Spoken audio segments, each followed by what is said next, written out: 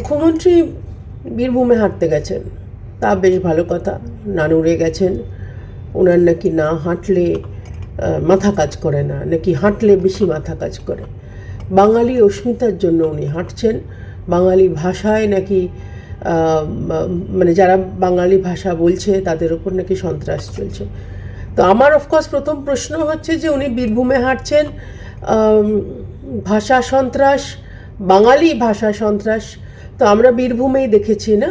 অনুব্রতর যা সুন্দর বাংলা ভাষা ব্যবহার করেন, তো সেইটাতে পুলিশ যে অত্যাচারিত হলো সেটাতে অফকোর্স মুখ্যমন্ত্রী কিছু যায় আসে না। কিন্তু তার থেকেও বড় গুরুত্বপূর্ণ প্রশ্ন আমি একটা তুলতে চাই এখানে। অসংখ্য বাঙালি মেয়েরা গত 15 বছর ধরে বিভিন্ন রকমভাবে অত্যাচারিত, রেপড, মানে যে ধর্ষণ করেছে তারাও বাঙালি, যে ধর্ষিতা তা তো ডেফিনেটলি বাঙালি। সেই বাঙালিদের কোনো অস্মিতা নেই, সেই বাঙালিরা বাংলা ভাষায় কথা বলে বলে মুখ্যমন্ত্রী দেখতে পান না। কিন্তু এই মুহূর্তে যখন মুখ্যমন্ত্রী হাঁটছেন বীরভূমে, আমি একটা ঘটনার কথা আপনাদের সঙ্গে শেয়ার করতে চাই। গত খুব সম্ভবত 21শে জুলাই বোধহয় একটা এফআইআর করা হয়েছিল। 3জন মেয়ে মিসিং ছিল, ছোট ছোট মেয়ে, তারা নাবালিকা, তারা টিউশন থেকে ফেরেনি।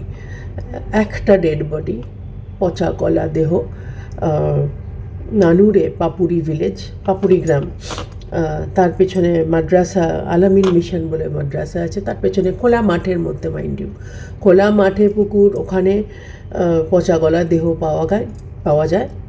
এবং মানে দিন 3-4 পরে আর কি, 25শে জুলাই নাগাদ এরা হসপিটালে নিয়ে যায়। যখন বডি ডিসকভার করার পর হসপিটালে যখন নিয়ে যাওয়া হয়, তখন আবার হসপিটাল চেষ্টা করেছিল বডি লুকিয়ে দেওয়ার। পুলিশ, মমতা ব্যানার্জির পুলিশ মন্ত্রী, তারা খোলা জায়গার মধ্যে, ওপেন, আমি বললাম, আমরা পেছনে মাঠ ছিল, মাদ্রাসাটার পেছনে মাঠ, তার মধ্যে থেকে পুকুরে এই ছোট মেয়ের, নাবালিকা বেরিয়ে গেল, পুলিশ কিন্তু তার দেহ বা তার খোঁজ আগে খুঁজে পায়। কিন্তু এটা কোনো বিচ্ছিন্ন ঘটনা নয়, এর আগে অন্তত পক্ষে 3জন মেয়ে নিখোঁজ হয়েছে এবং সব মিলিয়ে যেটা মনে করা হচ্ছে এই সংখ্যাটা অন্তত পক্ষে 20 জন। আগামী 28 আর 29 তারিখে মমতা বন্দ্যোপাধ্যায় যাচ্ছেন বীরভূমে ভাষা আন্দোলন করতে। সেখানে কি তিনি এই মেয়েগুলোর কথা বলবেন? এই যারা নিখোঁজ হয়েছে, যাদের নিহত হয়েছে তাদের কথা বলবেন? তারাও তো বাংলার মেয়ে। খালি শুধুমাত্র ভাষা আন্দোলন করবেন আর বাংলার মেয়েদের কথা বলবেন না, সেটা তো হয় না। অপেক্ষায় থাকলাম যে আপনি এই যে কাজল শেখের গ্রাম, যে গ্রাম থেকে এই নাবালিকারা নিখোঁজ হয়েছে, সেই গ্রামের কথা অন্তত একবার বলবেন, এই বাংলার মেয়েদের কথা অন্তত একবার বলবেন। বাংলা খবর, আপনার রাজনীতি, আপনার আওয়াজ।